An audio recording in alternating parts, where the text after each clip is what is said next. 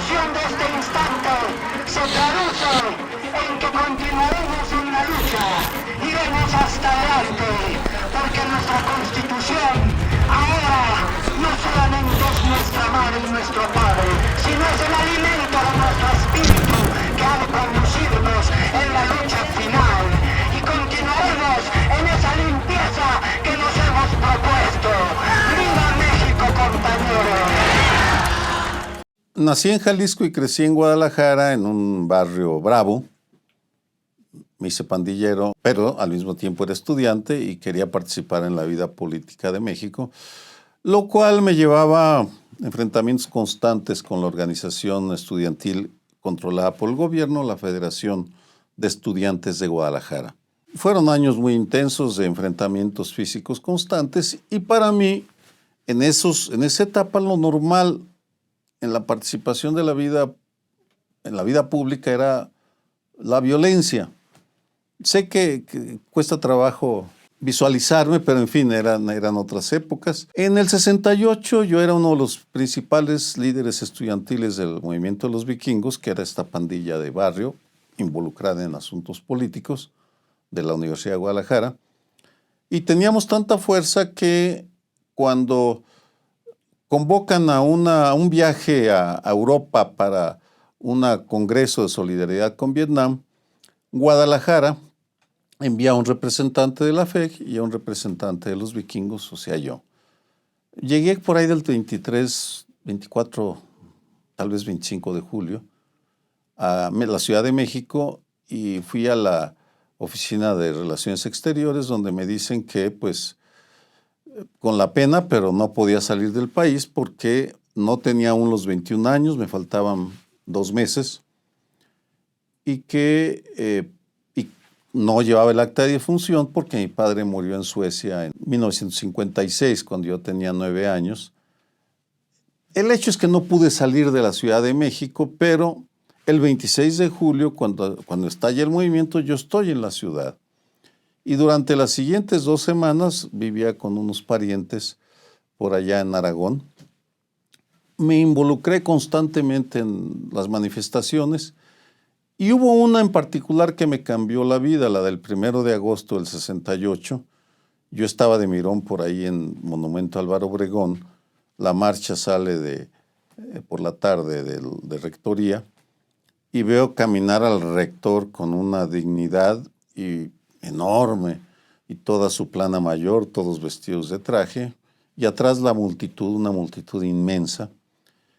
Me impactó profundamente porque me di cuenta que era legítimo protestar pacíficamente. Sé que cuesta trabajo entenderlo, pero para mí ir a manifestarse en Guadalajara era ir dispuesto a enfrentarse a golpes con la policía o con los de la FEG o en algunas ocasiones a correr frente al ejército, porque con el ejército uno no se enfrentaba, uno corría.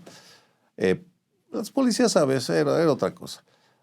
Entonces veo al rector y veo a los estudiantes y alguno de ellos me dice, súmate, métete. Y yo me metí sin ser estudiante de ninguna escuela de la Ciudad de México, pero esa experiencia, de marchar pacíficamente para exigir lo que yo ya quería, lo que queríamos buena parte de mi generación, que no hubiera represión, que hubiera más libertades, que nos respetaran aunque nos gustara bailar rock and roll y peinarnos medio raro.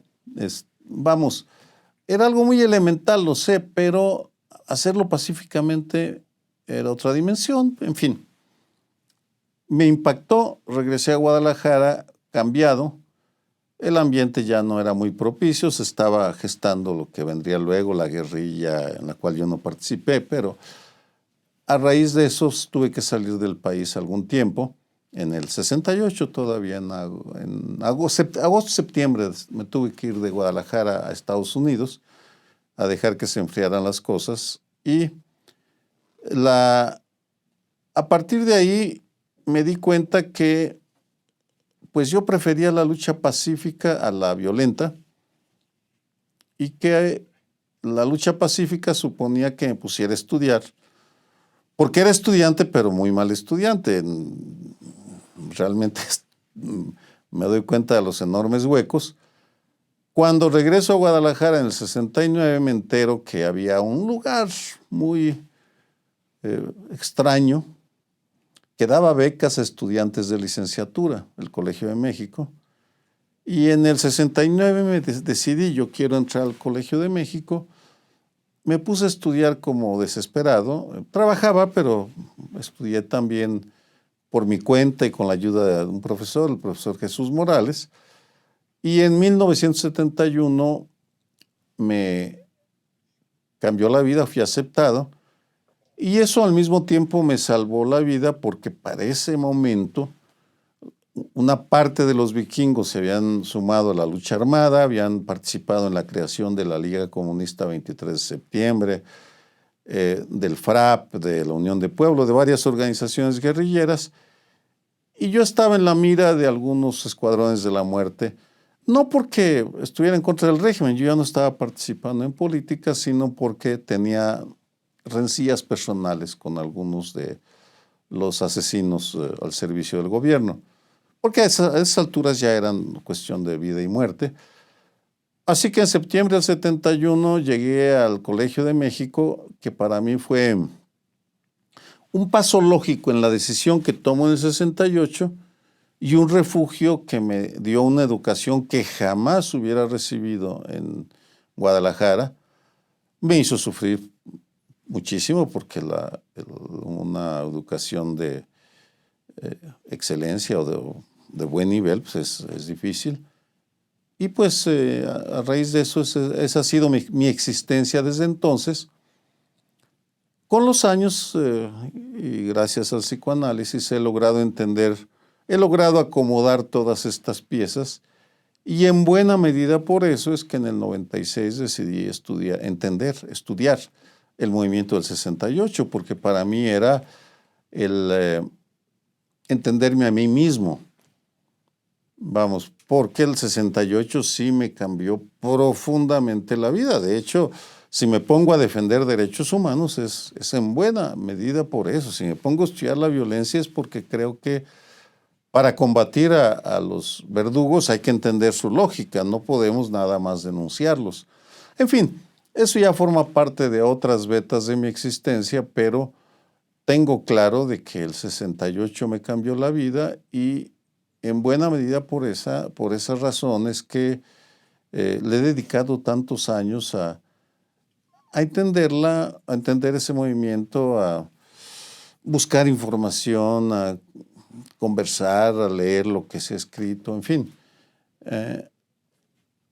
a utilizar las herramientas que me otorgó el Colegio de México para hacer una aportación al conocimiento colectivo de una movilización que estoy convencido no cambió muchas vidas, la mía incluida, pero cambió al país por un buen número de razones que están haciéndose evidentes este año durante esta celebración.